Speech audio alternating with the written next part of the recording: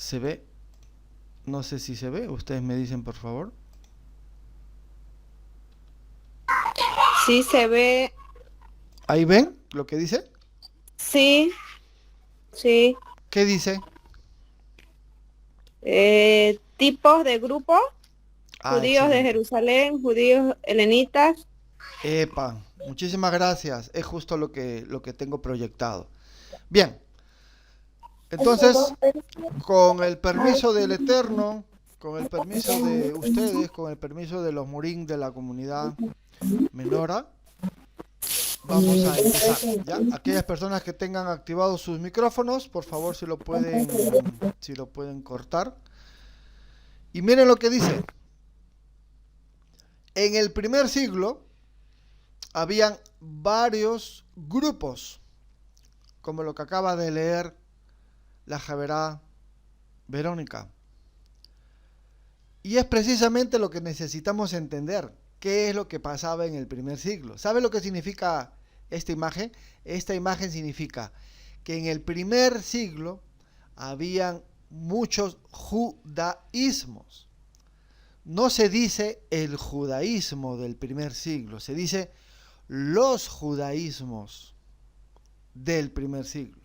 Habían judíos en Jerusalén y ellos son el judaísmo más hermético.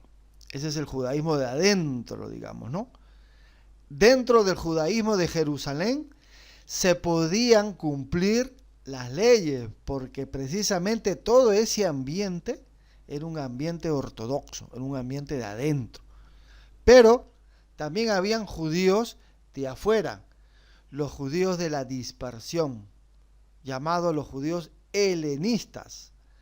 Y este tipo de judíos helenistas también eran judíos.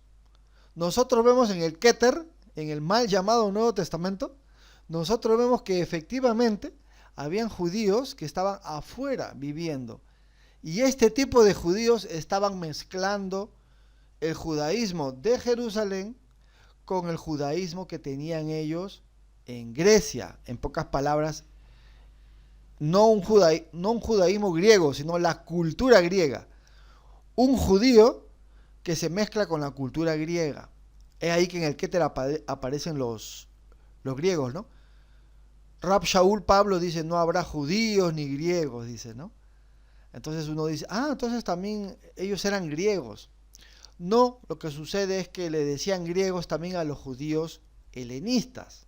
O sea, un griego era un judío también, pero mezclado con los griegos, porque están viviendo en su zona geográfica. No están viviendo adentro en Jerusalén, están viviendo afuera. Es lo mismo que tú y yo. No estamos adentro de Jerusalén. Ya vivir dentro de Jerusalén, ya es bastante. ¿Saben por qué? Porque precisamente dentro de Jerusalén ya las leyes implícitas te dicen que puedes guardar el sábado. Ellos guardan Shabbat de por sí. Y eso no es nada. Por ahí alguien no sabía, le vamos a dar este dato. Las fiestas son fiestas que ya están dentro de la cultura judía. En pocas palabras, para que me entiendan.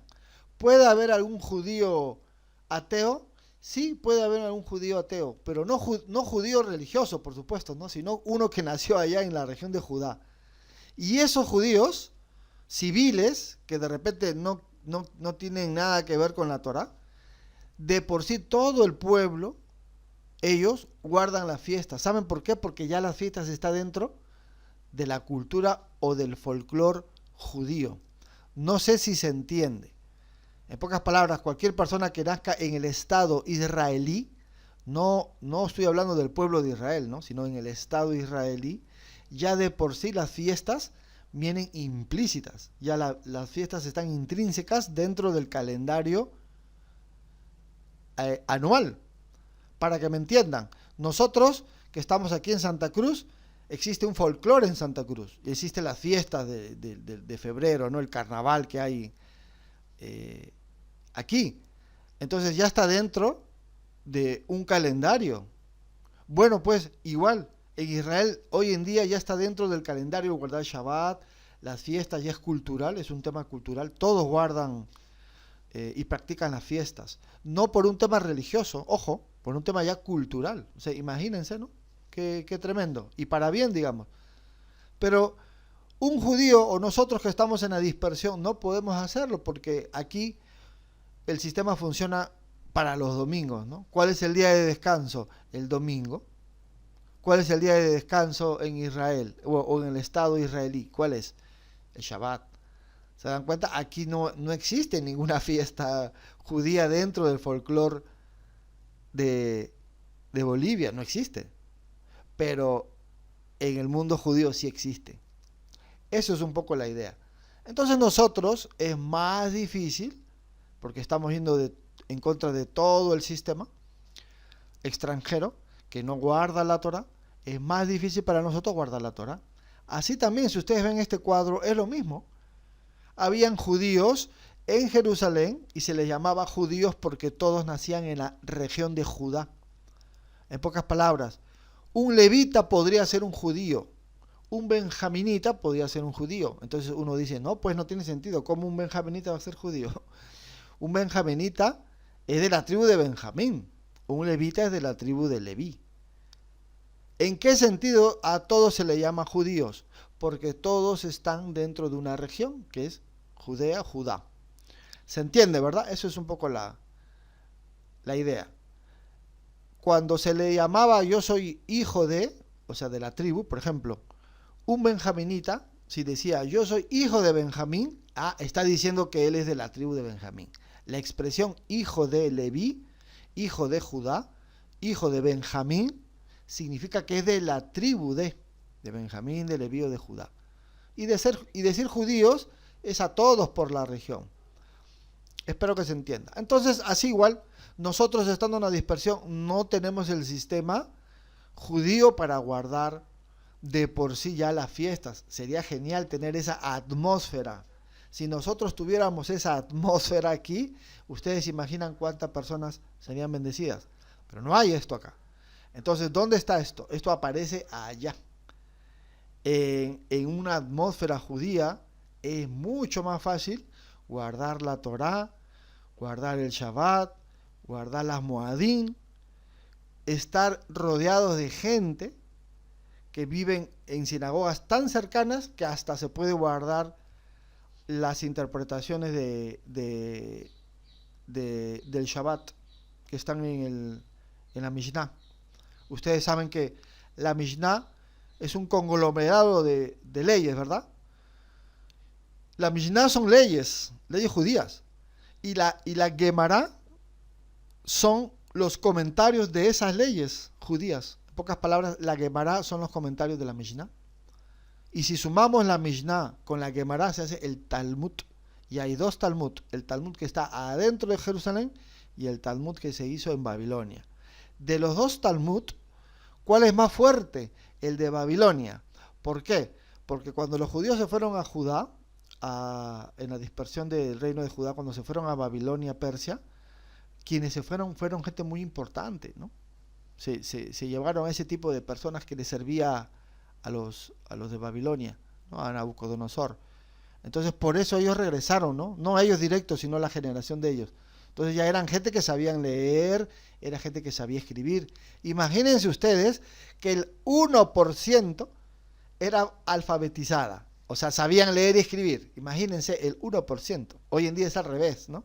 Hoy en día es el 1% los analfabetos. Pero no, allá en esa época era así. Entonces, quienes regresan eran gente importante. Por eso que el Talmud de Babilonia fue más importante para ellos. Y así, y tenemos otra literatura, ¿no? La Tosefta, las Beraitot, los Midrashim, todo eso se llama el conglomerado de la Torah oral. Entonces nosotros aquí, regresando nuevamente, vemos incluso, porque vamos a pasar de diapositiva, vemos varios tipos de judíos. En Jerusalén, los judíos helenistas que eran judíos mezclados con la cultura griega. Los judíos civiles eran los que nacían ahí, que no tenían compromiso religioso. Y vienen 4, el 5 y el 6. Dice, los gentiles prosélitos, ¿no? Eran aquellos no judíos, O sea, hoy en día los judíos ya no usan la palabra gentil, ¿sabían? Lo usamos nosotros, lo hemos heredado. Pero los judíos no usan la palabra gentil. Los judíos hoy en día usan la palabra no judío. Ellos dicen, los no judíos dicen. Ya no dicen gentil, ¿no? O sea, un goín. ¿De dónde viene la palabra gentil? De goy. Goy es nación. Los judíos también son goy. ¿Sabían? Sí, son goy kadosh. Son nación santa. Goy kadosh. Lo tienen ellos mismos en su literatura. Pero goy también significa naciones, ¿no? O sea, el plural, goín. Y por eso que goín ya quedó como gentiles. Y ahí nosotros pasamos, por no ser judíos, pasamos a llamarnos gentiles. Pero hoy en día se usa los no judíos. Bueno, en esa época vamos a usar esta palabra gentiles, ¿no? Entonces, un gentil prosélito, ¿quién es? Es un no judío que por casualidades de la vida entra a la sinagoga. Pueden haber muchos contextos, muchas coyunturas, muchas formas por las cuales un no judío o un gentil puede entrar en una sinagoga. Muchos. Pero este gentil, este prosélito, que también se le llama los prosélitos de la puerta, porque ellos se sentaban atrás, ¿no? En una sinagoga, en la dispersión, por ejemplo, en primer lugar estaban los judíos naturales, ahí estaban en primer lugar. En segundo lugar estaban los... Perdón, me estoy confundiendo, con prosélito, con temeroso de Dios. El gentil prosélito es el gentil que se hace judío. Y el gentil temeroso de Dios es ese gentil que entra a la sinagoga pero que no hace su conversión al judaísmo. Entonces ahí está el 4 y el 5. En una sinagoga, en primer lugar, estaban los judíos civiles, los judíos naturales. Ellos son los primeros. En segundo lugar estaban los gentiles que se hicieron judíos, o sea, los prosélitos estaban en segundo lugar. Y en tercer lugar estaban los temerosos de Dios. Temerosos de Dios no es una actitud, sino es un título, ¿no? Los prosélitos de la puerta o los temerosos de Dios, así se les conocía. Y en sexto lugar estaban los gentiles civiles o los paganos, ¿no? Aquellas personas que estaban simplemente caminando en Grecia, pero nada que ver, pues eran politeístas, ¿no? Adoraban a sus dioses griegos. Eso es la idea. Bien, ¿ven ustedes este cuadro? Este cuadro puede ayudar bastante. Miren lo que vemos. Efectivamente, vemos que adentro hay un judío.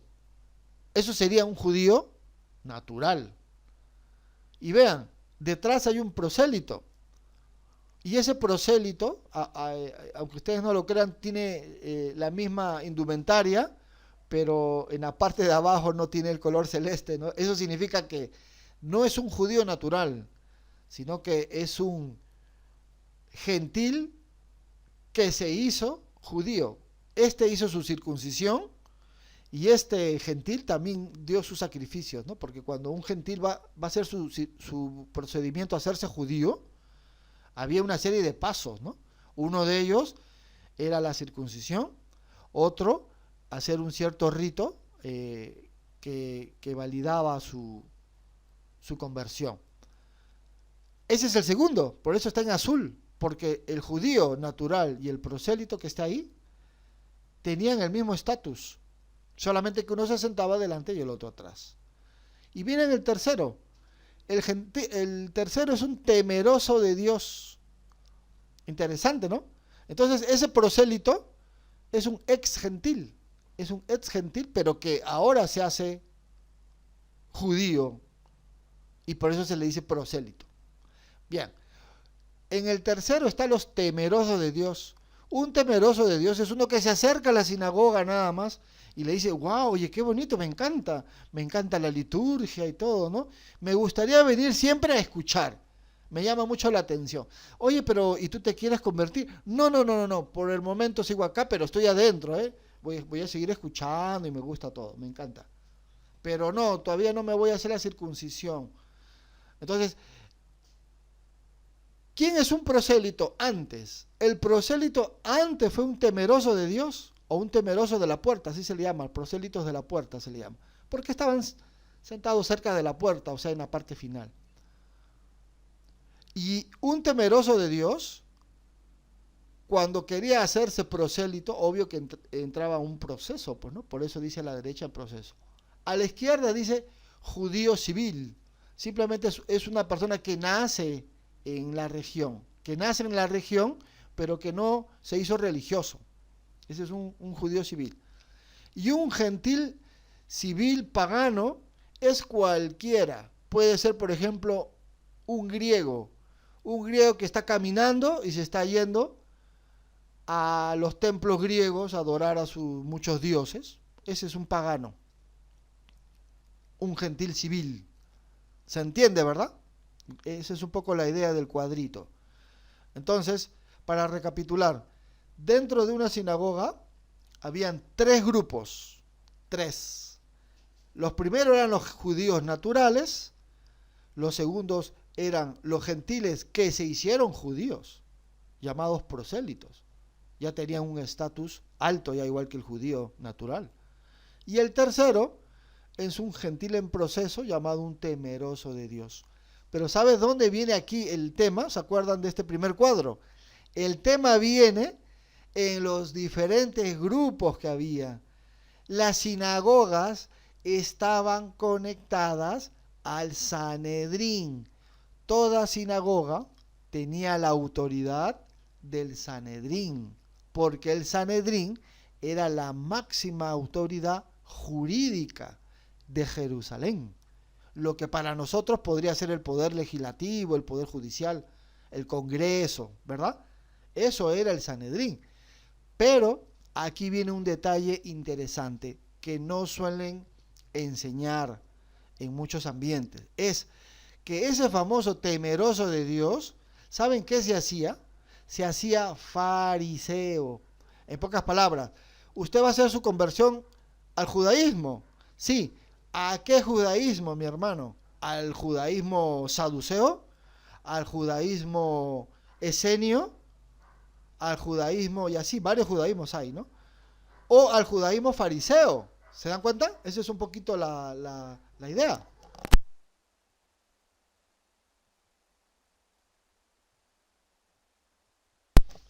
Bien, entonces este sería un poco la figura. Y vean, ahí está el proceso del prosélito. Vean, un gentil civil que no tiene nada que ver con el judaísmo, o quizás sí, quizás ese famoso gentil civil es una de las ovejas perdidas de la casa de Israel, de las 10 tribus. Así pensaban en el primer siglo. Y ese gentil que estaba afuera entra en una sinagoga, en una quejilá, en un cajal, entra en una sinagoga. Y cuando entra por primera vez en la sinagoga, le encanta el judaísmo que hay ahí. Claro, el judaísmo fariseo, el judaísmo del sistema fariseo. ¿Por qué? Porque en el Sanedrín estaban comúnmente saduceos y fariseos. Y normalmente quien prevaleció en el Sanedrín fueron los fariseos. Así que todo el sistema que había jurídico en Jerusalén era fariseo. Y había un proceso en el fariseísmo. Antes de que aparezcan todos los grupos, estaban los famosos hasidim, los hasideos, ahí estaban. Y esos hasideos luego se dispersan en esenios y en fariseos. Y los que entran a la ciudad son los famosos fariseos, los perushim o prushim, ahí entran en Jerusalén. Y son precisamente los fariseos los que guardan mucho la Torá. Los fariseos salen del pueblo. Con el tiempo los fariseos toman el poder, ellos se hacen del poder y ellos entran en el Sanedrín. Y en el Sanedrín, quienes tenían el poder eran ellos. Y había una etapa que se llamaba la etapa de los Sugot. Sugot significa pares, o sea, dos. ¿Quiénes estaban ahí? Gilel y Shammai. Habían dos tipos de líderes, de liderazgo fariseo, que también estaba dentro del Sanedrín. Y ahí estaba Gilel y ahí estaba Shammai. Uno era más liberal, más reformista, y el otro era más ortodoxo, más conservador. Gilel era más conservador. Perdón, Shammai era más conservador, más riguroso. Gilel era más de mente abierta, más tenía un judaísmo de aperturismo, ese era Gilel. Por si ustedes no recuerdan, había siempre un debate entre ellos dos, entre Gilel y Shammai. Uno de ellos, para que vean cómo era Gilel, de reformista o de liberal, él decía, mira, si tú consigues una mujer más bonita de la que tienes, o la tuya te quemó el arroz, así, no es broma, usted se puede divorciar. Así decía Gilel.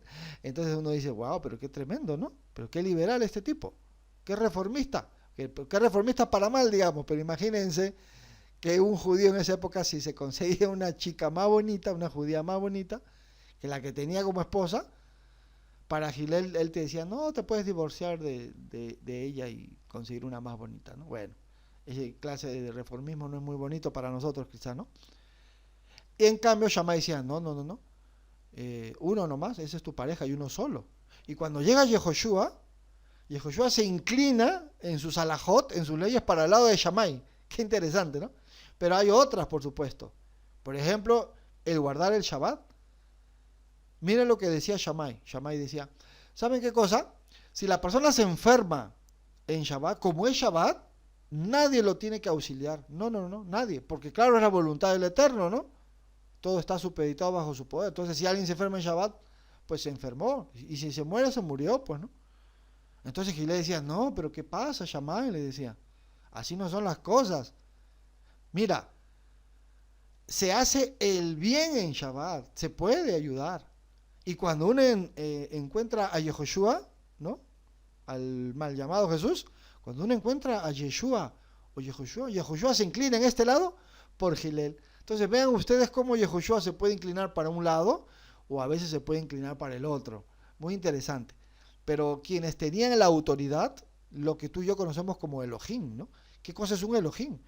Elohim es un representante de Adonai en la tierra que ejerce un cargo jurídico, son reguladores de la ley, reguladores de justicia, ¿no?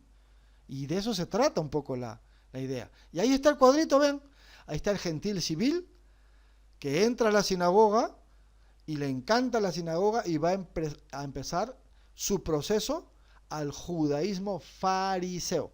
Todo el que entraba a las sinagogas se hacían judíos, claro, pero ¿qué judío? Si las sinagogas están conectadas al Sanedrín y el Sanedrín están conectados a los partidos fariseos. Entonces, ese famoso gentil se convertía, se hacía prosélito. Y esas leyes, esa espiritualidad interpretada era la farisea. El prosélito, a diferencia de los esenios, el prosélito se hacía judío fariseo. Y ahí está. El judío natural, por eso le puse ahí la estrellita de David, aunque es tardía la estrella, es de la Edad Media, pero solo se lo puse por un tema de identificación actual. Ahí está el judío natural. Y ahí está el gentil que pasó todo ese proceso y se hizo prosélito. Y ese prosélito, que yo lo puse con un tamaño más pequeñito, lo puse precisamente para que se entienda de que no está al mismo rango que un judío natural en cuanto al proceso, pero en realidad en cuanto a las leyes y todo, sí, están en el mismo rango. Solo que uno se sienta adelante por ser natural y el otro se sienta detrás de él. Ya está, nada malo. Y vean, vamos a leer un poco. Identificando al prosélito, dice Mateo 23:13, dice, mas hay de vosotros, escribas y fariseos, ¿ves? Fariseos, hipócritas, le dice, porque cerráis el reino de los cielos delante de los hombres, pues ni entráis vosotros, ni dejáis entrar a los que están entrando. Ay de vosotros, escribas y fariseos, hipócritas, porque devoráis las casas de las viudas y como pretexto hacéis largas oraciones Por esto recibiréis mayor condenación. ¡Ay de vosotros, escribas y fariseos, hipócritas!, les dice, porque recorréis mar y tierra para ser un prosélito. Vean ustedes que aquí rompe la idea actual de proselitismo que tiene el judaísmo, ¿no? Ahí sí hacían proselitismo, como dice Yeshua, y la verdad te hará libre, dice, ¿no? Y una vez hecho, le hacéis 2 veces más hijo del infierno que vosotros, ¿no? O sea, detrás del infierno está la palabra condenación. Ese es el contexto. Él lo condena más a él, porque lo está llevando a un sistema que no es correcto, le dice. La verdadera interpretación la tengo yo, dice Yehoshua. Yo soy el Mashiach, yo soy la autoridad, yo soy el Elohim para este pueblo. No se olviden que la palabra Elohim es un título que tiene una función, que tiene que ver con poder. El día de ayer lo hemos enseñado en la Havdalah. Y ¿sabes qué? Ahora estamos utilizando ya las diapositivas y todo está más bonito ahora, ¿no? Así que los invitamos a que sigan yendo a la Havdalah y a los estudios. Y ahí vemos, y ahí identificamos al prosélito. Dice que estos judíos, fariseos, tenían un sistema, ¿verdad? Un sistema de interpretación de la Torah. Y como todo judío, nadie nunca negó la Torá, todo lo contrario. Todos tenían mínimo la Torá como su cuerpo jurídico, como autoridad. Todos, nadie aquí discutía la Torá. El tema del primer siglo eran las interpretaciones, nada más. Y aquí viene un problema, la gente a veces niega que debe de haber una Torá oral. Dicen, no, lo que está escrito nomás, dicen las personas. No saben lo que están hablando. Ya van a ver por qué. Miren, Hechos 2:10. En Frigia y Panfilia, en Egipto y en las regiones de África, más allá de Cirene y romanos, aquí residentes, tantos judíos como prosélitos. ¿Ve? Mira. Y romanos aquí residentes, tanto judíos como prosélitos. Entonces, judíos naturales como no judíos convertidos al judaísmo fariseo. Estos judíos y la mayoría de los judíos que estaban en las sinagogas, todos eran de la línea farisea. ¿Por qué? Porque ahí estaban los líderes conectados con el Sanedrín. El Sanedrín los alimentaba a ellos, el Sanedrín les daba la autoridad a las sinagogas. Entonces llega un momento que, para que se entienda el contexto, ¿no? Llega un momento donde pues ya Rab Shaul pasa su conversión de su judaísmo fariseo, él pasa al judaísmo nazareo, de la secta El Camino. Está en Hechos de los Apóstoles, ¿no? Masé Shelejim. Ahí está. Entonces él simplemente reforma su judaísmo. Rab Shaul no está en contra del judaísmo, no, nada que ver. Él es reformado. ¿Por quién? Por Mashiach, por Yehoshua. Entonces él tiene una revelación que aparece ahí en Hechos de los Apóstoles, y Rab Shaul, o sea, el apóstol Pablo, ¿no? Rab Shaul, él hace su conversión de un judaísmo fariseo a reformar ese judaísmo. Él sigue teniendo la Torá, pero una Torá ahora interpretada por el mismísimo Mashiach, por el Ben Elohim, por el Elohim en la tierra, ¿no? Elohim significa, bueno, Elohim, lo voy a explicar por última vez. Elohim, refiriéndose al Eterno, es un atributo de poder único hacia él. Elohim también se le llama a los ángeles, o Elohim se le llama a los jueces, y a los hombres que tienen un cargo alto, también se le llama Elohim, ¿verdad? Entonces, imagínense. Por lo tanto, ¿quién dijo toda autoridad y toda potestad me ha sido dada de lo alto? ¿Quién dijo? Yehoshua, Mashiach Yehoshua, él dijo. Entonces, Yehoshua es Elohim en la tierra, es decir, tiene la máxima autoridad. Este influye en Rab Shaul. Y Rab Shaul dice, yo me voy a la incircuncisión. Y Kefa, Pedro, se va a la circuncisión. ¿Qué significa esto? ¿Qué cosa es el hebraísmo o el ropaje literario? Incircuncisión y circuncisión. Bueno, pues ¿quiénes son los que están circuncidados? El judío natural, pues. Kefa va a los judíos de Jerusalén, el judío natural. Y Rab Shaul, presten atención, Rab Shaul va a los no judíos que entran en las sinagogas, que hacen su conversión al fariseísmo. Ahí va Rab Shaul. Y el trabajo de Rab Shaul es decirle, hey, no se hagan judíos fariseos. Hay otra entrada. La otra entrada es hacerse judío nazareno. Esa es un poco la idea. O sea, es el mismo judaísmo, solo que reformado nada más, ¿no? Ya de ahí que esto no se entiende en el cristianismo. No, en el cristianismo lo que se dice es, mira, Pablo está yendo en contra de la ley. Por eso que Pablo nada que ver, pues nosotros nada que ver con los judíos. Ten cuidado que te judaizan, te dicen ellos. No, nada que ver, nada que ver. Es una reforma que se hace, nada más. Bien. Otra forma de encontrar a los prosélitos, miren, Hechos 6:5 dice, agradó la propuesta a toda la multitud y eligieron a Esteban, dice, varón lleno de fe y del Ruach HaKodesh, a Felipe, a Prócoro, a Nicanor, a Timón, a Parmenas y vean, y a Nicolás, prosélito de Antioquía. Entonces cuando uno lee, inmediatamente ya tiene que identificar este cuadrito de aquí, ahí está. Este cuadrito, judío, natural, prosélito, es decir, un gentil que se hizo judío, ese es un prosélito, y un temeroso de Dios, esto yo lo voy a identificar aquí. Vean, a la derecha dice judío natural y a la izquierda dice prosélito. ¿Se dan cuenta? Ahora voy a volver a leer y vean lo que voy a encontrar. Dice, y eligieron a Esteban, pero no dicen quién es Esteban, solo dice Esteban. Por lo tanto, Esteban es un judío natural. Varón lleno de fe, de Muná y del Ruach HaKodesh, o sea, de un entendimiento profundo de la Torá. A Felipe van 2, Prócoro 3, Nicanor 4, Timón 5, Parmea 6.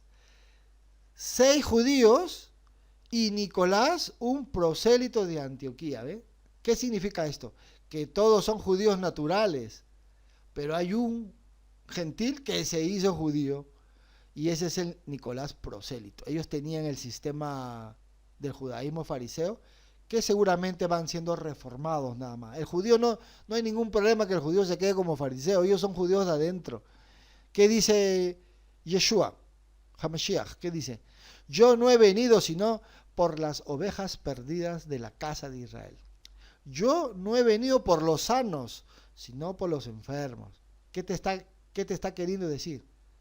Yo no he venido a enseñarles a los fariseos, ellos ya tienen Torá. Yo he venido por los que no tienen Torá, por aquellas personas que también han sido discriminadas, ¿no? Yo he venido por ellos, yo he venido para convertirlos a ellos, para decirles que esta puerta también, yo la puerta también puedo hacerlo entrar a Israel, ¿no? Esa es un poco la idea. Vamos a leer Hechos 13:42. Miren lo que dice. Cuando salieron ellos de la sinagoga de los judíos, los gentiles les rogaron que en el siguiente día de reposo le hablasen de estas cosas. Y despedida la congregación, muchos de los judíos, mírenme, y de los prosélitos piadosos siguieron a Pablo y a Bernabé. ¿Qué te está diciendo? Con judío y piadoso prosélito. Dice, a quienes hablándoles les persuadían a que perseverasen en la gracia de Adonai. Vean ustedes, muchos de los judíos y de los prosélitos piadosos, en pocas palabras, habían judíos naturales de la línea farisea y habían gentiles que se hicieron judíos fariseos, prosélito. Ahí están. Ambos tienen Torá y ambos han sido enseñados bajo los pies del fariseísmo. Judíos de adentro. Esos serían los judíos y los prosélitos. Pero vean lo que dice, ¿no? Quienes hablándoles les persuadían a que perseveren en la gracia de Adonai. Y miren lo que dice, siguieron a Pablo y a Bernabé. La pregunta es, ¿qué? ¿Ya no eran judíos ya? ¿Ahora se hicieron cristianos? No, señor, esto es una mala interpretación. Esto pasa por no estudiar pues la historia y los contextos. El ambiente siempre ha sido judío. El tema era su reforma, nada más. Y ahí vemos nosotros el Keter, pues, ¿no? El Keter es eso. El Keter son discusiones precisamente para que haya una mejor reforma del judaísmo ortodoxo que había en ese tiempo, ¿no? Y quien mandaba ese judaísmo, o sea, los que eran los líderes del judaísmo eran los fariseos. Por eso que todo era de alguna manera fariseo. Entonces, este sistema fariseo o estas interpretaciones fariseas hacían de un judío un estándar muy alto. A veces la valla del mismo judío fariseo, a veces era tan alta que venía Yehoshua y le decía, oye, ustedes ni siquiera pueden cumplir el estándar alto que ustedes mismos han normado. Ni siquiera pueden cumplir la norma más alta que ustedes mismos lo reforman. Y me van a venir a mí a atacar, digamos, ¿no? Eso dice Yehoshua, ¿no? O sea, ni ustedes cumplen lo que interpretan, digamos, ¿no? Y eso es lo que sucede. En el primer siglo, el tema no era salirse de la Torá, ¿no? El tema era precisamente reformarlo, ¿no? ¿Quién tiene la mejor interpretación? ¿Quién verdaderamente te conecta la Torá con una Torá elevada, ¿no? Y eso fue, pues, Yehoshua para nosotros. Bien, vamos a seguir identificando. Miren, los temerosos de Dios ahora. Hechos 10:1, miren. En Cesarea, un hombre llamado Cornelio, centurión de la compañía llamada la Italiana, piadoso y temeroso de Adonai, ¿ve? Un temeroso de Dios, un temeroso del Eterno. Con toda su casa, y que daba mucha sedacá al pueblo, o sea, al pueblo judío. Y oraba al Eterno, al Dios de Israel, siempre.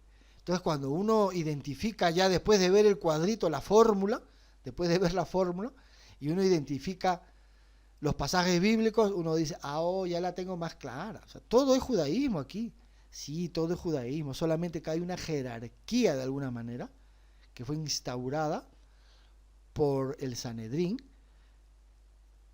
y esa línea, ese poder era de línea farisea, porque habían otros judaísmos, los esenios, incluso también los judíos helenistas tenían ciertas reformas también adaptadas a la atmósfera pagana en la que ellos estaban viviendo, ¿no? El sistema griego era el que estaba pues imperando.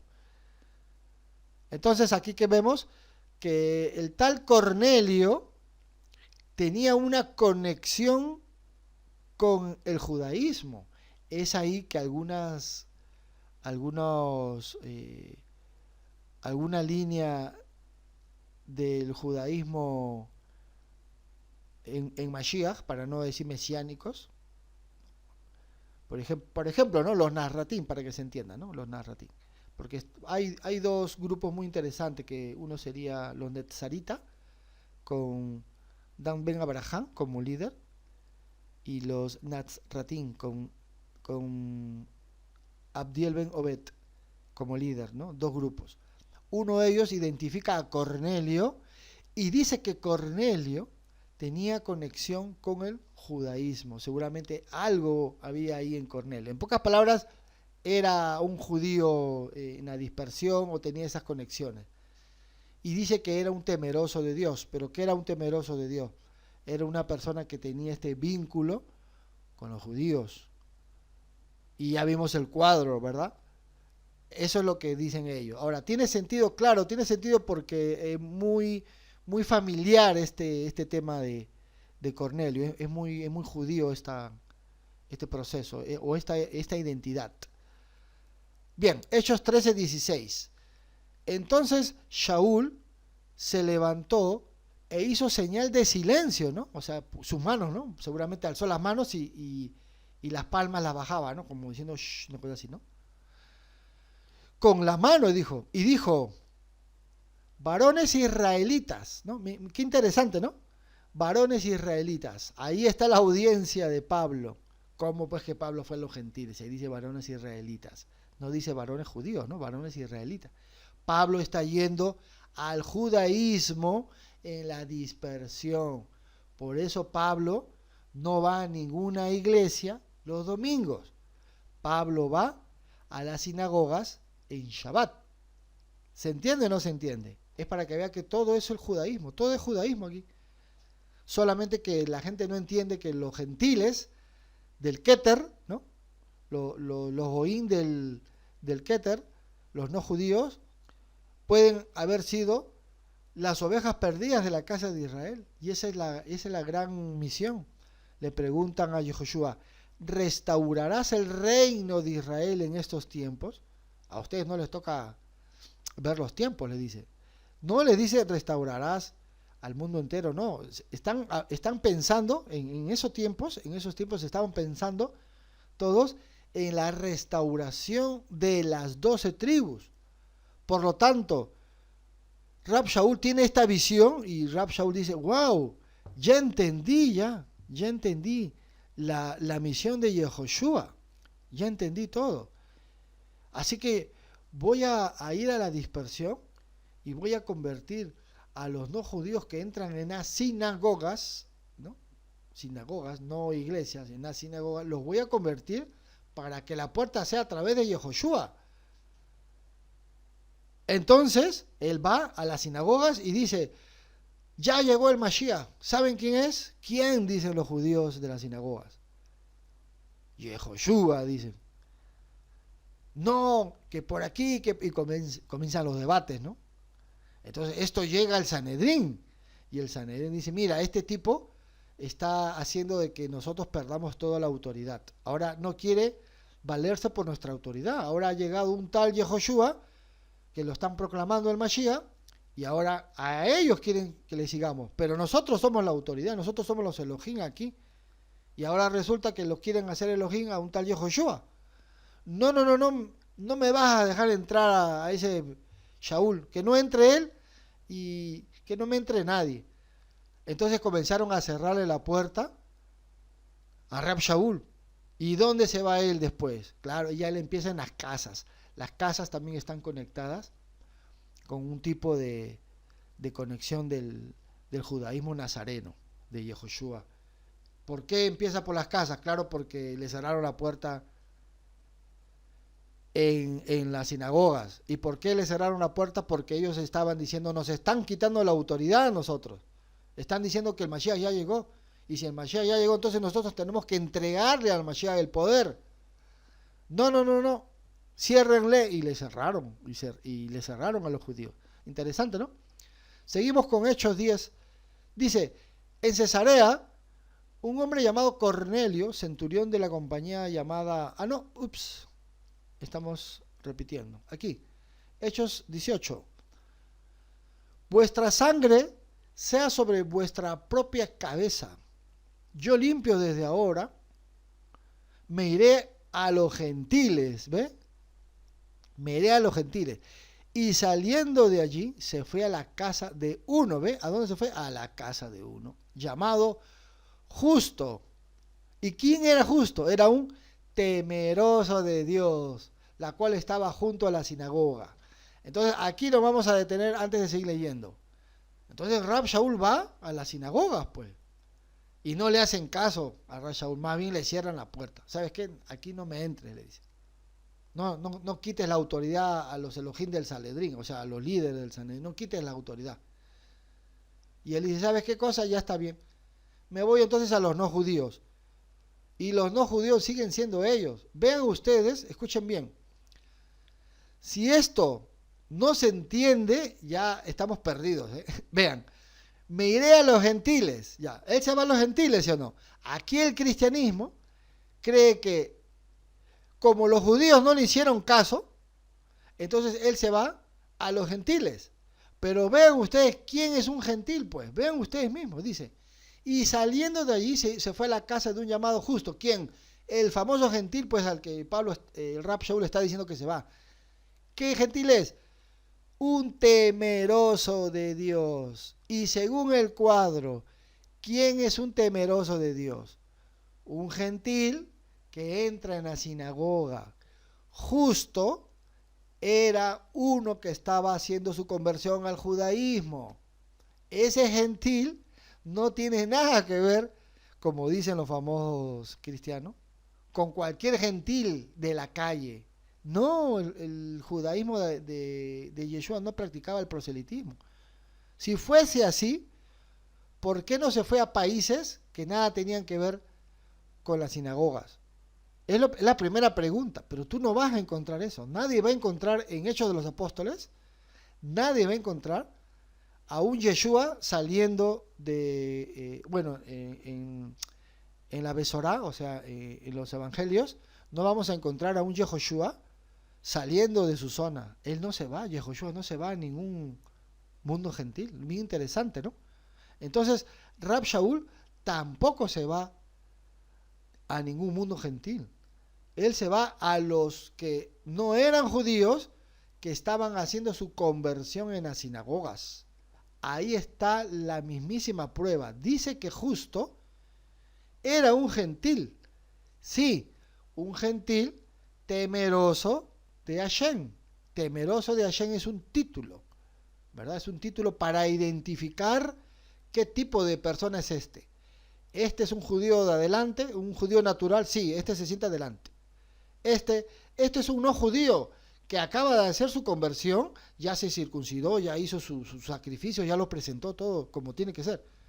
Ah, sí, ya, venga, él se sienta con nosotros aquí atrás. Él también está en el mismo estatus que nosotros. Él es un judío.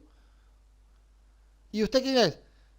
Yo soy un gentil que estoy en el proceso. Aquí estoy escuchando, me encanta el judaísmo, todo. En cualquier momento voy a tomar mi decisión y me hago prosélito. Por el momento todavía soy temeroso de Dios, o sea, temeroso de Hashem. Era un título.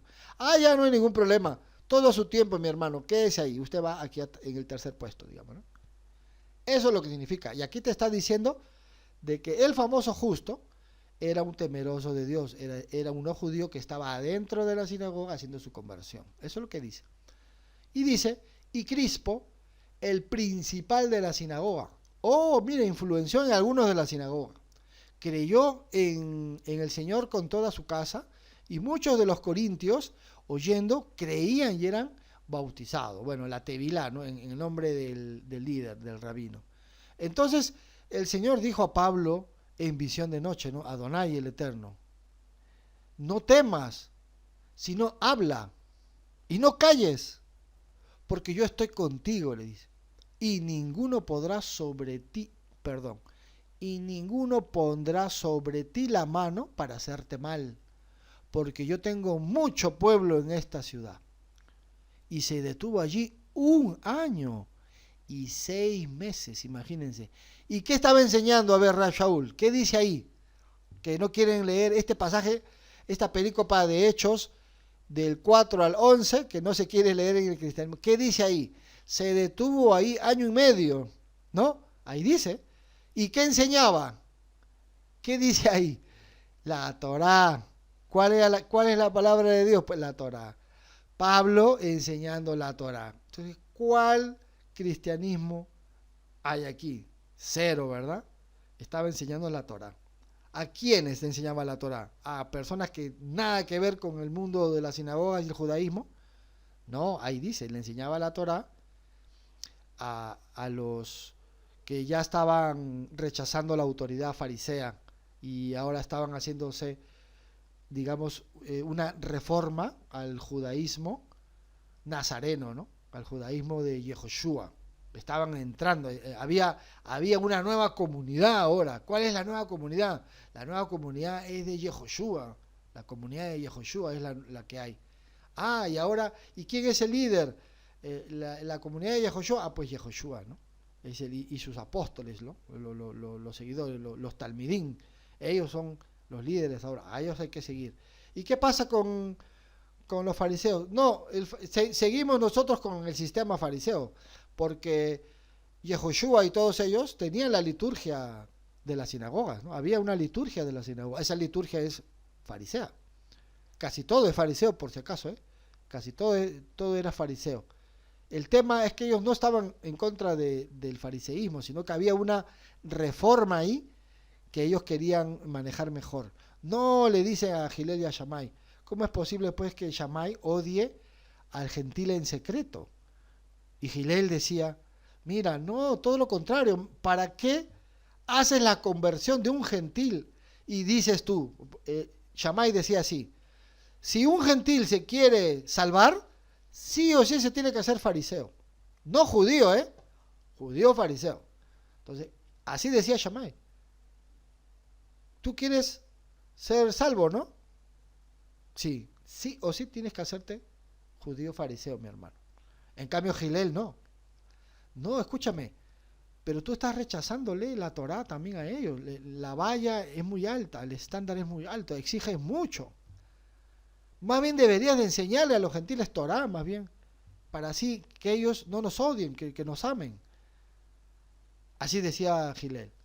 Entonces Gilel buscaba una reforma también, que se le enseñe Torá de a pocos al gentil, decía Gilel. Y vean qué interesante porque la línea de Yehoshua coincide mucho con el judaísmo de Gilel, ¿no? Más de reforma, más de empatía con el gentil, ¿no? Más empático con el gentil. Bueno, son cosas que pasan. Y ven aquí esta parte, muy interesante, dice, identificando los grupos, dice, ¿no? Ahí está Primera de Corintios, dice, por lo cual, siendo libre de todos, me he hecho siervo de todos para ganar a mayor número. Dice, me he hecho a los judíos como judío para ganar a los judíos. Entonces aquí cuando se interpreta mal, no en la atmósfera correcta, cuando se interpreta con una mente errada, me he hecho judío como judío para ganar a los judíos. Entonces Pablo no era judío, pues. Simplemente se está disfrazando nomás para jalar más gente. No, eso no significa eso. Dice, a los que están sujetos a la ley, aunque yo no estoy sujeto a la ley, como sujeto a la ley, para ganar a los que están sujetos a la ley. A los que están sin ley, como si yo estuviera sin ley. No estando yo sin ley del Eterno, sino bajo la ley del Mashiach, para ganar a los que están sin ley. Entonces, este pasaje ha sido mal entendido precisamente porque no conocen el contexto que nosotros tenemos, pero aquí podemos traducir qué significa en un contexto hebreo correcto, en el contexto judío del primer siglo, donde todo es judaísmo. Miren, primer grupo, a los judíos me hice judío. Estos son los judíos civiles que no tienen Torá. Segundo grupo, a los que están bajo la ley. Estos son judíos naturales pretalmúdicos. Tercer grupo, o sea, los fariseos. Tercer grupo, a los que están sin ley. Estos son los gentiles que están sin Torá, sin pactos, sin promesas y sin el Mashiach. Cuarto grupo, bajo la ley del Mashiach.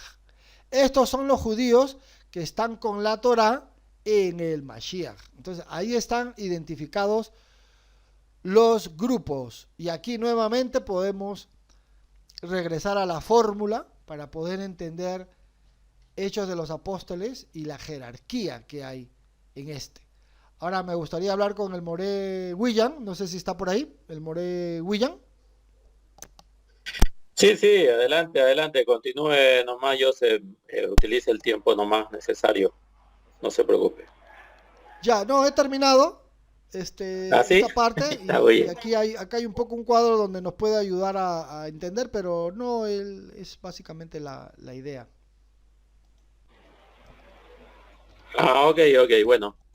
Muy interesante, bueno, fue un panorama excelente, muy interesante con relación a todo lo que representa el entendimiento de lo que es el judaísmo, ¿no? Dentro del primer siglo. Bueno, hoy no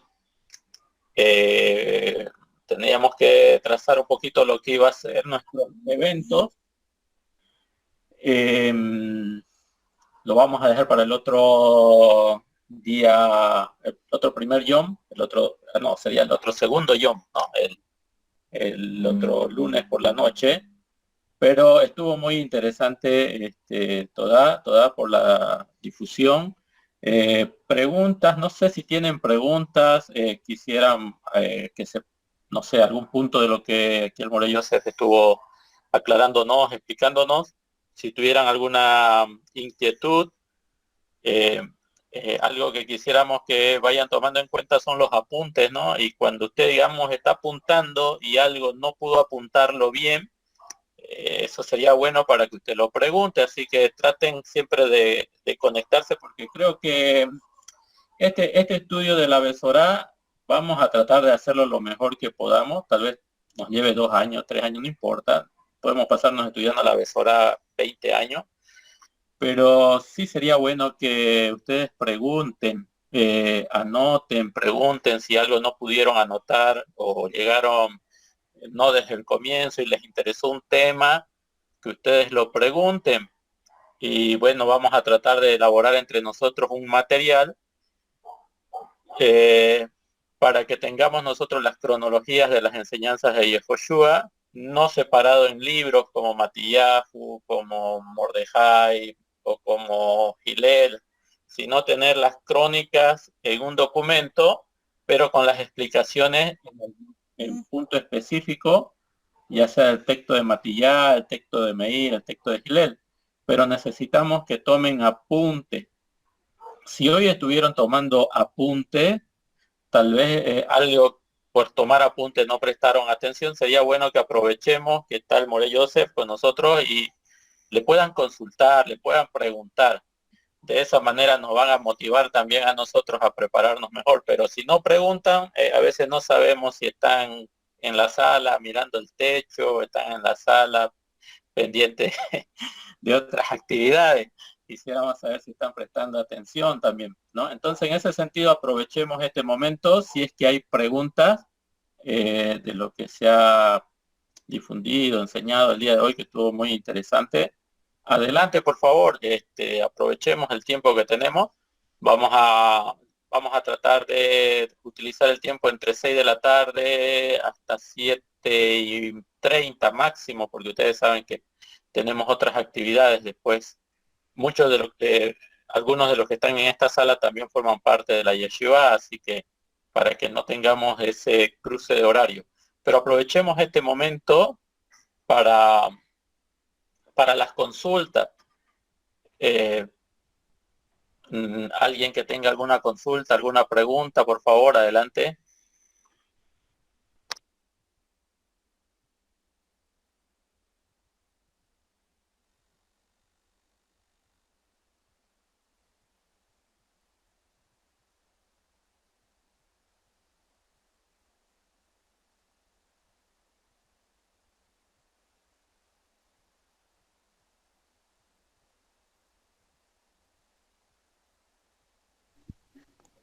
Shalom, ¿me escucha? Sí, la escuchamos, adelante. Shalom. Yo quería consultar la clasificación que hizo el hermano José Luis. ¿Podría tener una ubicación geográfica? Es decir, o se aplica solamente a Jerusalén, a Israel, perdón, o también en la dispersión se aplicaría esta clasificación a todos.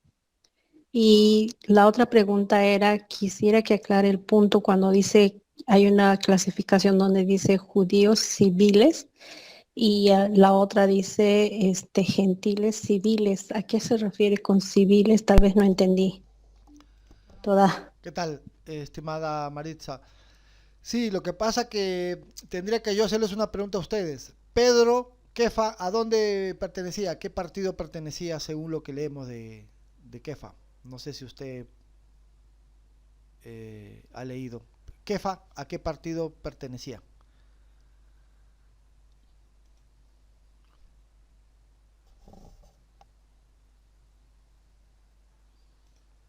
¿Se acuerda? Le estoy preguntando a usted. Le estaba preguntando a usted, estimada Ya, María. pero Kefa, ¿quién? de qué partido era? ¿Era fariseo? ¿Era esenio? ¿Era celote? Más o menos usted qué idea tiene.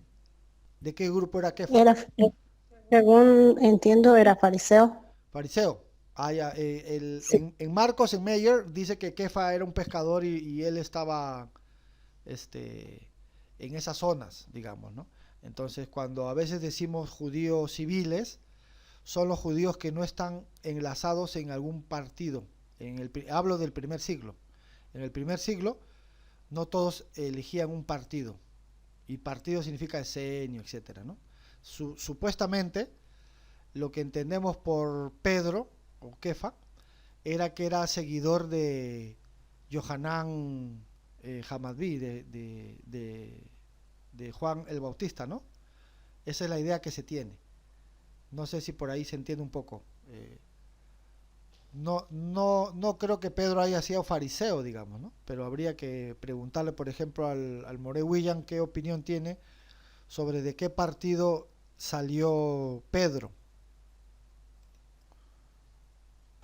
Ok, hay dos opiniones hasta donde investigué. Evidentemente él iba a una sinagoga, lo cual lo relaciona un poco con los Perushim, pero de entre los talmidín que estuvieron en la noche cuando arrestaron al Mashiach, él fue el que agarró la espada, y la otra opinión es que dicen de que él era tal vez del movimiento celote, revolucionario, que querían liberar a Israel por la espada, o sea, cargaba una espada, ¿no? Por eso lo reprende el Mashiach, de que en este caso no aplicaba porque todo ese evento estaba gobernado por el Eterno. Sí. No, está Entonces, bien, correcto. Sí, o sea, se le vincula por sus acciones, digamos, ¿no? Entonces, lo que trataba de decir el cuadro, porque el cuadro tiene otra línea, digamos, ¿no? Tú sabes a dónde iba ese estudio. El cuadro tiene la línea de que habían judíos en Jerusalén que no pertenecían a ningún partido, como el día de hoy. El día de hoy hay judíos que nacen en el Estado de Israelí que son ateos. O sea, hay judíos ateos. Entonces uno dice, ¿cómo va a haber un judío ateo? No tiene que ver. No, sí, una persona que nace ahí. Un judío no necesariamente es un religioso, sino un judío puede ser un político. Un político es un judío. Hoy en día, ¿no? Hoy en día un político es un judío. Entonces, eso es un poco, era un poco la idea, ¿no? Las personas estamos acostumbrados a vincular la palabra judío con una religión. Por ejemplo, ¿cómo se llama uh, Albert Einstein, ¿no? Hay algunos que son judíos, ¿no? Decimos, ¿y quién es él? Él es judío. Ahora tú le preguntas a Albert Einstein, ¿y a qué sinagoga ibas? Y él te dice, a ninguna, te dice, ¿no? Creo que ahí están levantando la mano.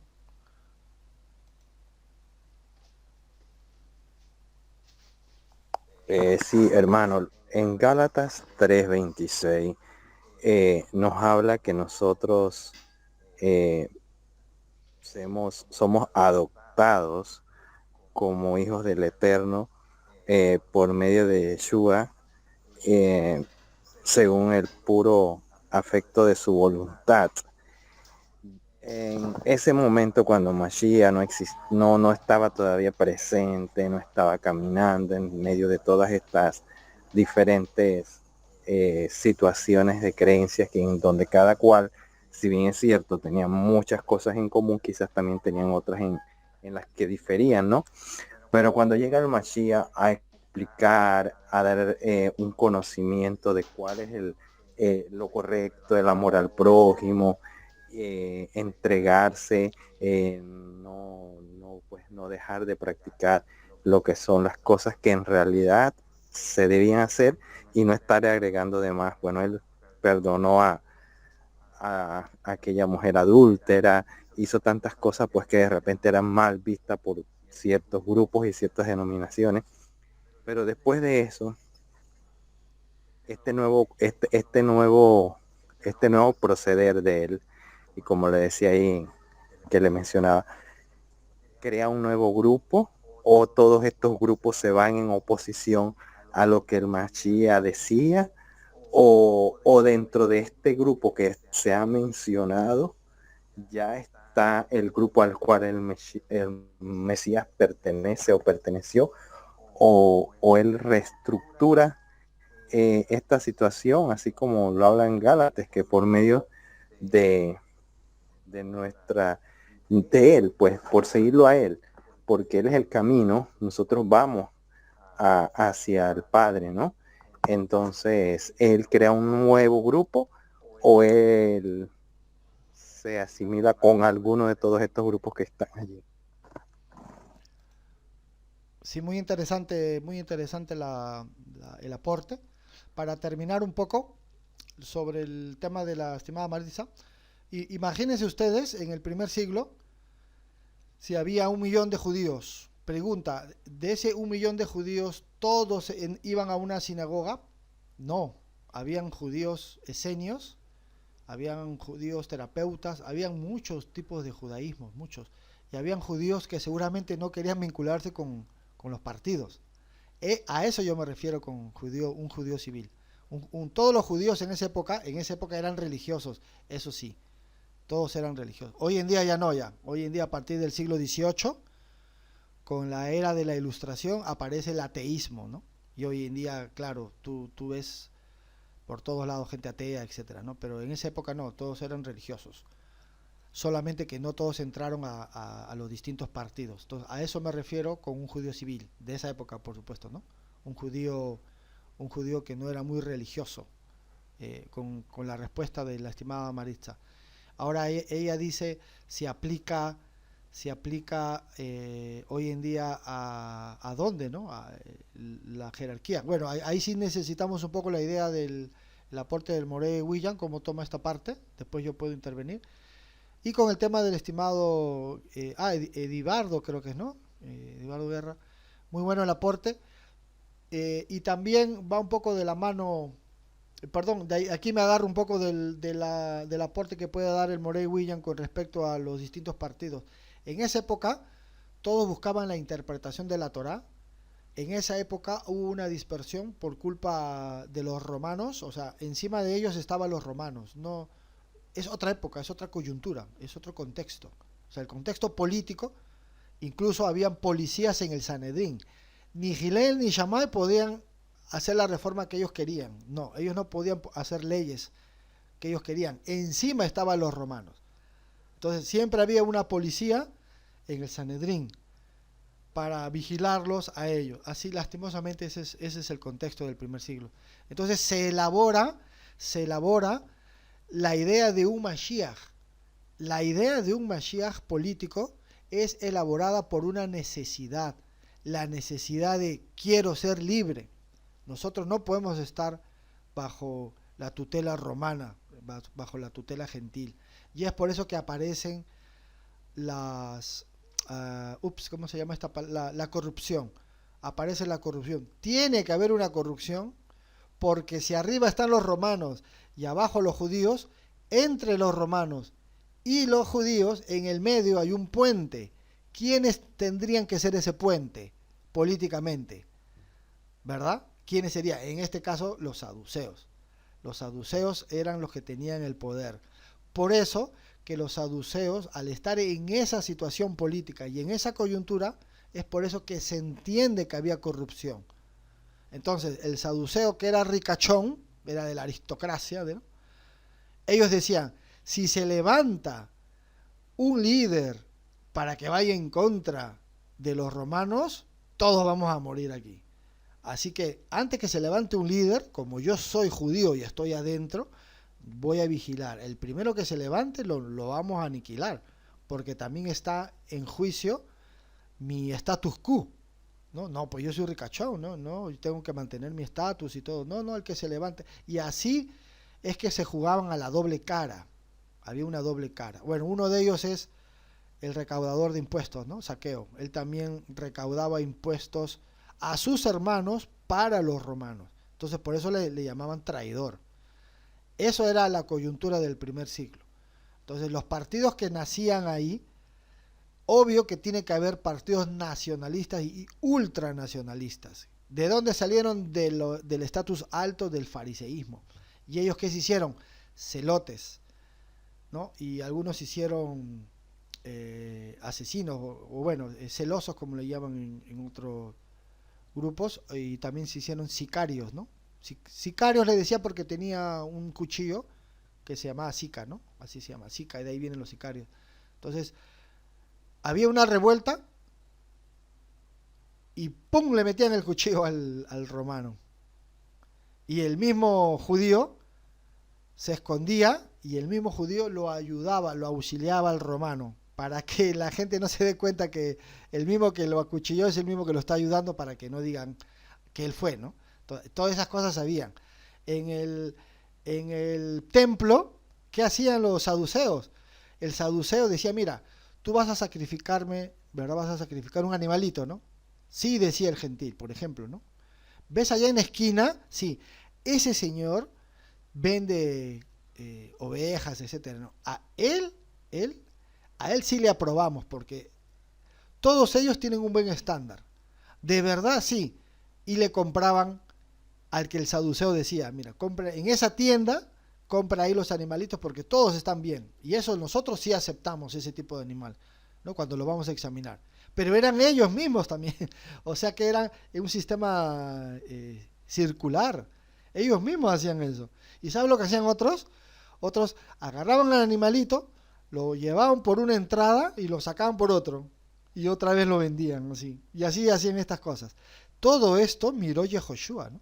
Y de ahí la idea de cueva de ladrones y todo eso. ¿De dónde viene cueva de ladrones? De ahí, pues, de este contexto que estaban robando y haciendo este tipo de robos, los de la alta alcurnia, digamos, ¿no? Los saduceos principalmente.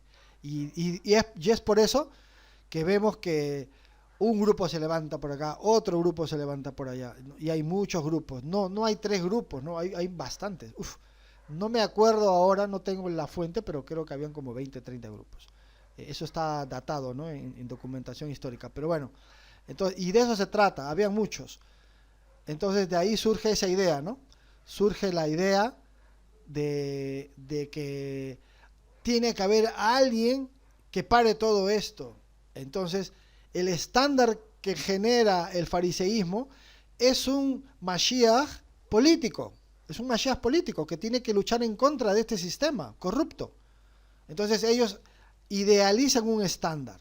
Entonces Yehoshua no cumplió ese estándar. Claro, ¿cómo va a cumplir ese estándar si es un estándar fariseo que tenía que cumplir las normas fariseas? O sea, ¿se dan cuenta? Por eso que Yehoshua no cumplió ese estándar, ¿no? Y de esto pues no se enseña mucho, pero bueno, es un poco la coyuntura, ¿no? Hay un libro que podemos nosotros aportar que tiene que ver con las costumbres del primer siglo y qué es lo que pasaba en algún momento.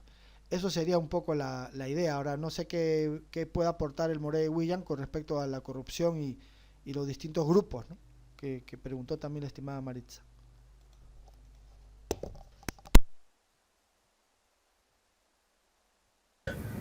Baruch Hashem, sí, bueno, el detalle, como lo tuvimos viendo anteriormente, en el primer siglo el pueblo judío como tal estaba subordinado a una inferencia extranjera, pagana. Las condiciones eran esas. Y cuando nosotros decimos que había muchas áreas de la regulación judía que estaban, o sea, no todas, una minoría tal vez, pero eran muy importantes, áreas reguladoras del judaísmo en el primer siglo, estaban corrompidas. ¿En qué sentido estaban corrompidas?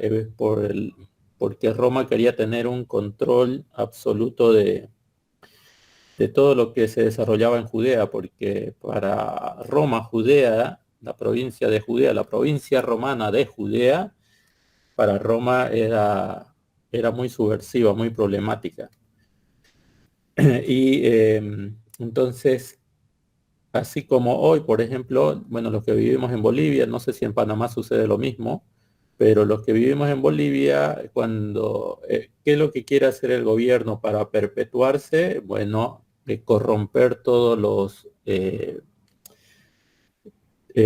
vamos a decir, el poder legislativo, el poder judicial, todos los poderes, ¿no? ¿Para qué lo hacen? ¿Por qué ponen autoridades a dedo? ¿Por qué ponen autoridades sin mérito? Porque lo que buscan es tener un control, tratar de mantener un gobierno controlado. Bueno, Roma quiso hacer eso.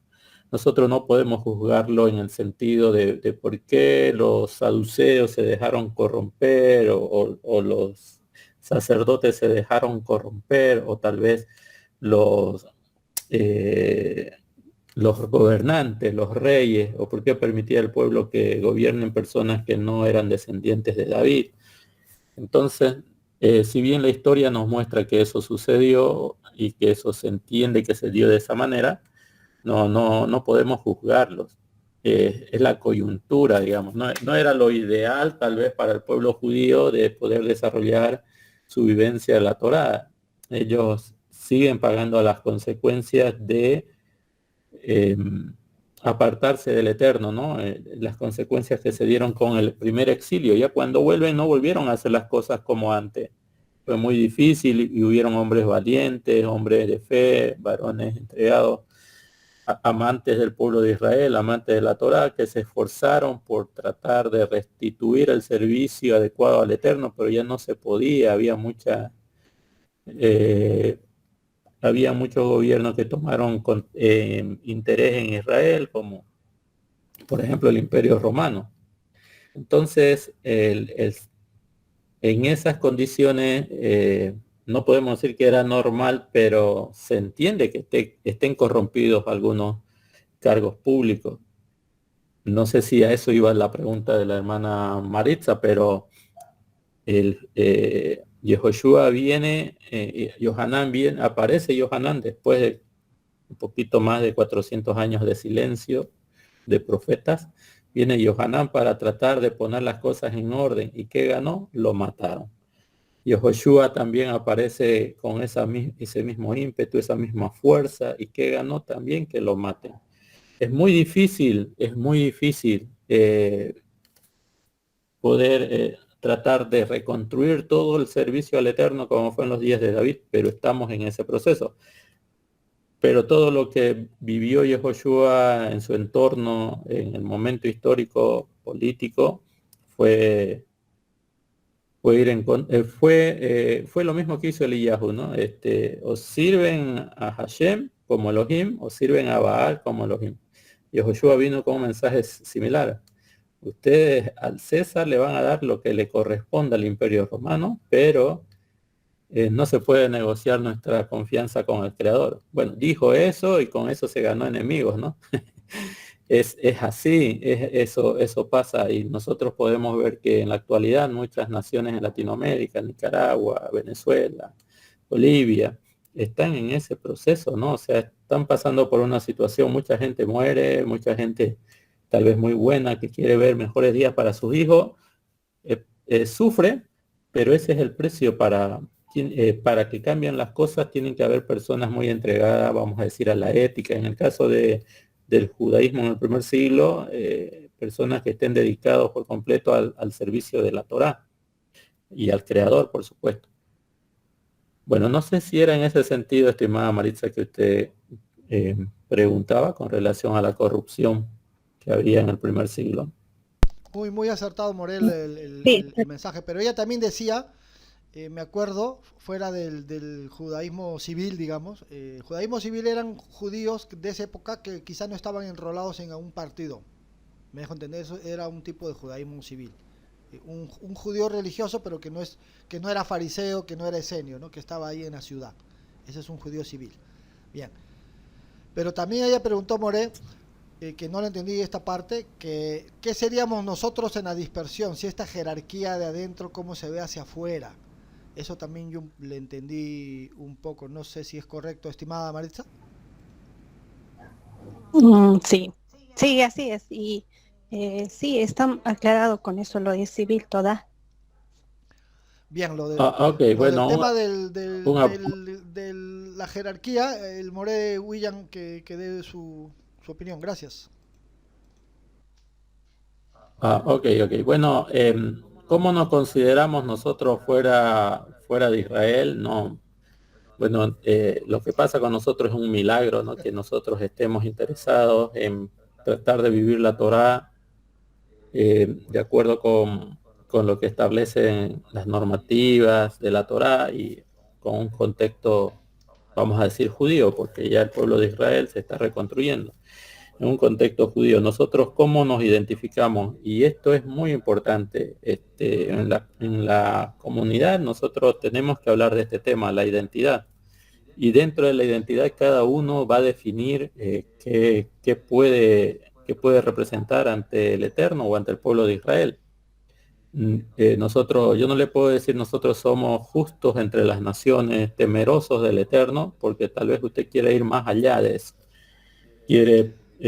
No se quiere conformar con eso y quiere tomar la decisión y decir, bueno, yo voy a renunciar a mi ciudadanía boliviana y voy a comprometerme con la ciudadanía de Israel y voy a hacer mi conversión al judaísmo, por lo cual entonces mi compromiso con el judaísmo o el pueblo judío va a ser va a ser primero ante todo de ser boliviano. Eso va a suceder con algunos que van a tomar esa decisión por amor a la Torah, por amor al Eterno, y van a querer hacer la conversión al judaísmo.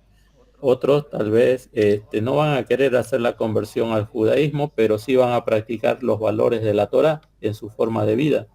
Y eso puede ser muy bueno, eso puede ser excelente en nuestro contexto. No hay necesidad de que todos nos convirtamos al judaísmo como judíos, evidentemente, no legalmente judíos, no hay necesidad de eso.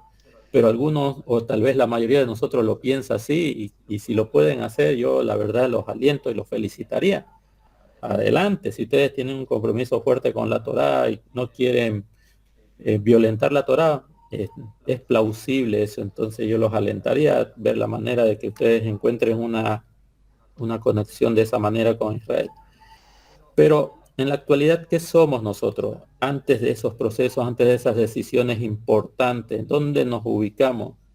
Algunos dicen, no, nosotros somos judíos por herencia, porque vinieron a esta parte del mundo personas judías escapando de la iglesia imperial y ellos establecieron familia y el mestizaje que hay en Latinoamérica en parte se debe a estos visitantes que vinieron de Europa, ¿no? De España y Portugal. Entonces somos nosotros sefardíes y por consiguiente somos nosotros judíos. Pero también hay que entender que entre esas personas que vinieron de Sefarad, de España, habían también musulmanes, habían otros grupos étnicos, ¿no? Y ya cuando se establecieron las repúblicas en la parte de Sudamérica, vinieron de Europa los askenazíes, podemos decir. Entonces, en la actualidad, no sabemos, nosotros no tenemos documentación para afirmar o negar tal cosa. Decimos los apellidos, pero nuestros apellidos son españoles, son sefardíes. Bueno, pero eso no quiere decir que el papá, o sea que eso viene directamente de un español, porque sabemos que una persona que tenía muchos empleados, muchos siervos, o en el siglo pasado muchos esclavos en Latinoamérica, les proporcionaba su apellido sin necesidad de tener una conexión genética. Entonces tampoco eso es una garantía exacta de decir que nosotros somos totalmente descendientes. No podemos negar que el contacto cultural entre España, Portugal y Latinoamérica es fuerte y entre esos hay judíos verdaderamente, pero no lo podemos demostrar con documentos. Algunos sí, otros no. Entonces, ¿qué somos nosotros? ¿Cómo debemos ubicarnos? Y nosotros debemos ubicarnos como personas que respetan y temen al Eterno y buscan servir al Eterno. Y si es que hemos transitado desde lo que es de ser ateo al catolicismo, del catolicismo al cristianismo a las raíces hebreas y ahora tratando de conectar con el judaísmo, es que hay algo en el ser interior de cada uno de nosotros que nos empuja hacia allá. ¿No? Yo conozco a varias personas que han ido a la comunidad, pero decían, nosotros también creemos en el Eterno, queremos servir al Eterno y amamos al Eterno, pero bueno, en Cochabamba esto ha pasado, ¿no? Pero ahora, ¿dónde están? Digamos, han vuelto nuevamente a donde ellos se sienten cómodos, identificados, que vendría a ser en todo caso el cristianismo. Y muchos dicen que el cristianismo son los hermanos menores del judaísmo. Puede ser, no sabemos. Pero ¿quiénes somos nosotros si no tenemos documentos, si no tenemos forma de demostrar, solamente tenemos el deseo, el anhelo de apegarnos a la Torá del Eterno? Bueno, podemos empezar por decir que somos personas que tememos al Eterno, amamos al Eterno, vivimos entre las naciones con ética. Tal vez el judaísmo nunca nos va a reconocer o no lo va a querer hacer, pero eso no quita de que Hashem ame a cada uno de nosotros. Lo que estamos haciendo con seguridad, lo que usted está haciendo, estudiando la Torá, queriendo conocer el Keter desde la perspectiva judía, es algo que el Eterno valora mucho, es algo que el Eterno de verdad va a valorar mucho, y por eso el Eterno va a tener la última palabra en lo que nosotros hagamos. Pero somos personas que tememos al Eterno. Y estamos entrando nosotros a una etapa de entender que el servicio adecuado es el judaísmo. Entonces cada uno de nosotros en un determinado momento tiene que tomar una decisión. Se queda como está, Hashem lo ama y también va a formar parte del mundo por venir, o da el paso y dice, la verdad, yo quiero formar parte del pueblo de Israel. Por ahí usted descubre los documentos, por ahí usted descubre que tiene ascendencia judía. Baruch Hashem, ya no hace una conversión, hace un retorno. Entonces eso sería algo muy interesante. Pero así como estamos, si no estamos muy seguros, no tenemos documentación, bueno, nosotros somos personas que amamos al Eterno, tememos al Eterno y queremos tener la ética de la Torah. Muy bien, adelante, estimado Eduardo. Sí. Cuando el Mashiach estaba haciendo pues sanaciones y caminaba pues entre el pueblo, hubo puntos interesantes cuando, digamos, podemos establecer una división en cuanto a los grupos. Ya no si eran fariseos o celotes, sino más bien en función a la emuná que esa persona tenía. Por ejemplo, con la mujer sirofenicia que se acercó a él a pedirle, y él le decía que no estoy enviado a ti, pero después a él le dice, grande es tu fe. Con el centurión rumano, grande es tu fe.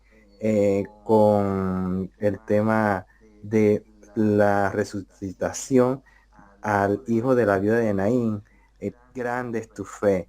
Entonces siento que en ese contexto la denominación que él viene a crear es más bien en función de la emuná que la persona tiene hacia lo que experimenta, no tanto ya en el contexto si estoy en determinado grupo, sino dentro de mi persona, cómo está mi emuná, cómo está mi servicio, independientemente si nací en Cafarnaúm o si soy de Jerusalén o si vengo directamente de judío.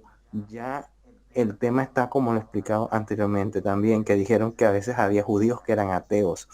Entonces ya el rango, pienso humildemente, que no va a depender entonces de mi grupo donde nací, donde estoy, con quien me rodeo, sino más bien de mi conexión personal hacia el Eterno. Sí, muy bueno, muy buena opinión. En realidad, hoy hay judíos como Mario Sabam, hay judíos como, ahorita no recuerdo bien el nombre, que están manifestando eso, ¿no? Que tiene una... no es judío, pero es alguien que enseña judaísmo y muy bien. Es el hermano de México, olvidé su nombre otra vez, qué pena. Pero bueno, eso en parte es así, pero algo que tenemos que entender, que el Eterno, la Torá y Israel son uno solo. Las promesas la herencia de la tierra, por ejemplo, las promesas que hay en la Torá es para el pueblo judío, o sea, para el pueblo de Israel. Podemos tener un nivel elevado de conciencia, podemos aplicar las misbot, pero la Torá tiene regulaciones, tiene principios establecidos, no lo podemos violentar.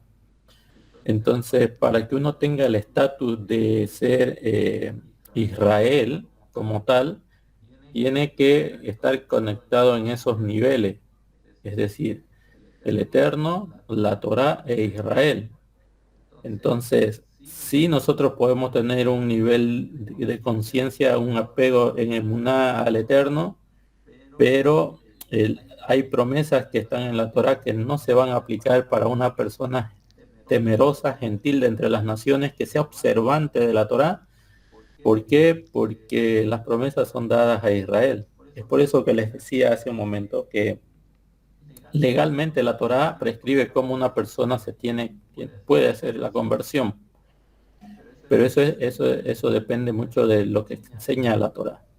Pero hay promesas específicas que solo se cumplen para los hijos de Israel.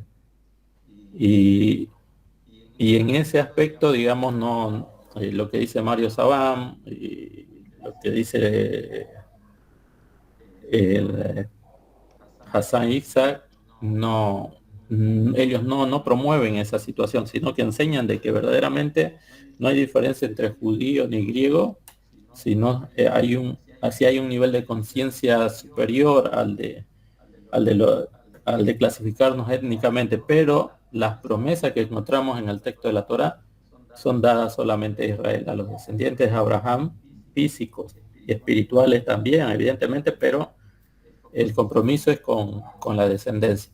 Es por eso le digo que necesitamos nosotros ver este aspecto de la identidad. Creo que usted, estimado Eduardo, entró a la yeshiva ya cuando estaba avanzado. Estuvimos casi hablando unos 3 meses de ese concepto de la identidad. Pero si usted tiene un deseo, cada uno de nosotros tiene un deseo de servir al Eterno obedientemente en la Torá, hacemos bien. El mundo por venir está preparado y diseñado para nosotros, aunque no entremos a formar parte de lo que se reconoce como un judío. ¿Ya? No tiene nada que ver eso con la redención de Israel y también la redención del mundo. Entramos a formar parte con esa ética, con ese estatus. Pero las promesas que encontramos en la Torá solamente son para los descendientes de Abraham. Eso sí tenemos que tenerlo claro. Puede ser que usted sea descendiente de Israel, no lo puede demostrar, no interesa. Nosotros tenemos que seguir creciendo en la observancia, purificándonos, porque la Torá te purifica, la Torá te capacita para servir al Creador. Y podemos vivir de acuerdo a la Torá, y el Eterno tendrá la última palabra, como decíamos al principio, o usted tome la determinación y de una vez ver la manera de cómo hacer una conversión. No le doy mucha importancia yo a la conversión. Mire, yo sinceramente si no pasa la conversión con mi vida, yo sigo feliz, yo sigo haciendo lo que tengo que hacer, vivir la Torá. Y bueno, si llega un momento y el Eterno me dice, tú no eres judío, no puedes vivir en Israel, pero te purificaste, vas a quedarte en las naciones, Baruch Hashem, yo me quedo en las naciones. Y si en algún momento el Eterno dice, no, tú eres judío, o de una manera aparece en la situación donde uno se demuestra que uno de verdad tiene ascendencia judía, Baruch Hashem. Pero lo que nos interesa en este tiempo es aplicar los principios de la Torá con el Eterno y con el prójimo. Y el estatus Hashem lo va a proporcionar a cada uno de nosotros. Eso es lo que yo les podría decir. Bueno, yo tengo que dejarlos, vamos a quedar en esta parte ya en las clases. Entonces el próximo domingo, no se olviden traer sus cuadernitos siempre, sus apuntes, saquen sus screenshots cuando tengamos así presentaciones como la que hoy puso el Morey Joseph. O sea, no tenemos por qué apresurarnos. El Keter hasta donde sepamos lo vamos a desarrollar. Y toda la información que cada domingo tengamos va a ser muy útil, les aseguro, va a ser muy útil. Hay mucha información, como les dije, hay mucha información. Y la idea es que desarrollemos entre todos un documento que ya no sea dividido entre Mateo, Marco, Lucas, sino sea un documento que hable de las crónicas del Mashiach. Ese es nuestro propósito de este estudio. En algún momento lo vamos a culminar y que sea para bien para todos. Bueno, como les decía, de mi parte, les agradecemos por estar aquí en la clase de este día. Los esperamos para la próxima clase del Keter. Que tengan una buena semana. Shavua Tov. Shavua Tov. Y también quería dar un pequeño aporte final que lo corté. Era el tema de la Torah oral, ¿no?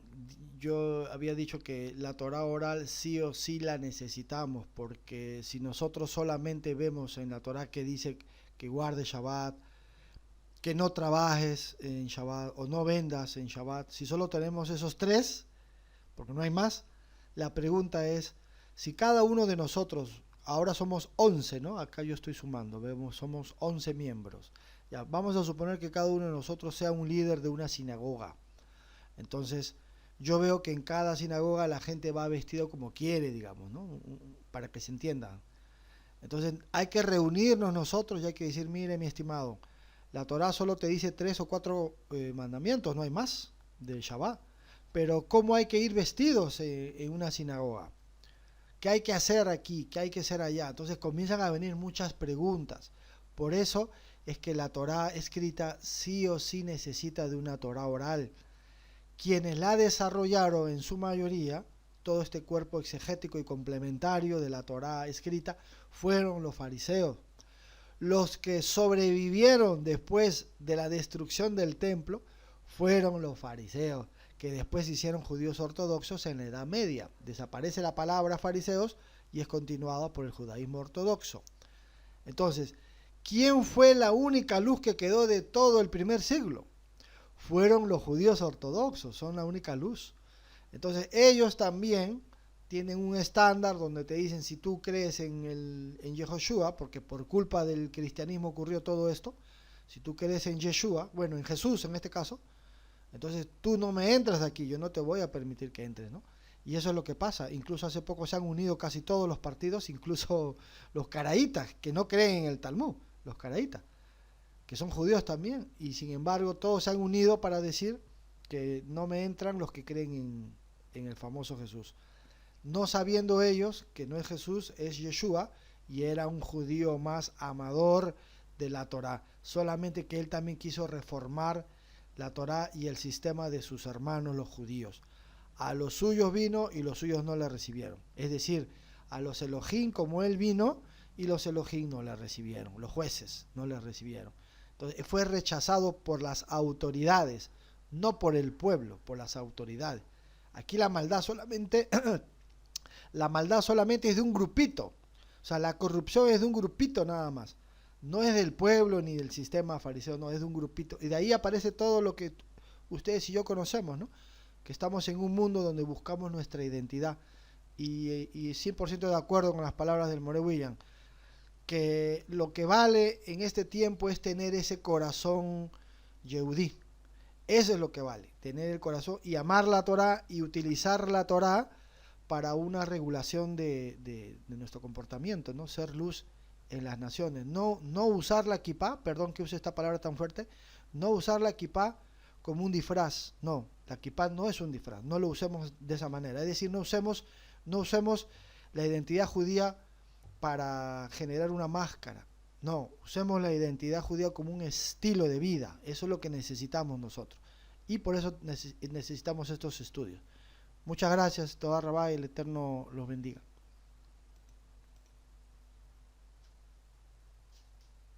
Baruch Hashem. Shavua Tov, Shavua Tov. Nos encontramos entonces el próximo domingo. Shalom, shalom. Shabuato, muchas gracias, More. A los dos. Todas igualmente.